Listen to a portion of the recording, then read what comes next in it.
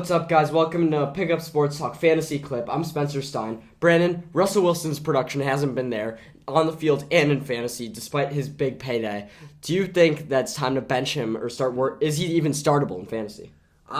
So as an owner of Russell Wilson myself, I'm very worried about him in the sense that with the offense as good as his, I think he should have so much more upside value and boom potential than he's shown to have. His best week was week 1 against Seattle, a very weak defense. He threw for 340 yards and a touchdown, which only amounted to 17.8 fantasy points. That's his biggest week. That was his biggest week. Week 2 against Houston, which is probably the weakest defense in the NFL right now, unless I'm horribly mistaken. He threw for 220 yards and a touchdown. That's 11. And an interception. That's 11 and a half, or not even 11, just 11 flat fantasy points. And then against San Francisco, relatively weak defense, but overall like good average, defense. Slightly above average.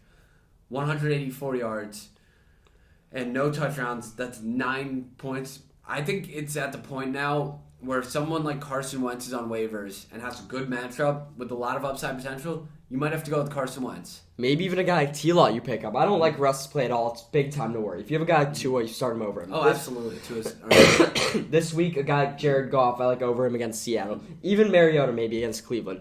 Russell Wilson is still a guy you want to keep. Yeah. I think there's still opportunities for him to improve his play because the weapons are there. It's been more of a coaching issue, been more of a culture issue with that team overall. Play call isn't good either. But as of now, very, very not dumb to bench him. Yeah. Like, I think it makes a lot of sense to start a guy like Jared Goff over him, who's looked good the past few weeks. Especially if you're looking for boom potential. Yeah, but Jared Goff, his 15 and 13 point weeks Yeah.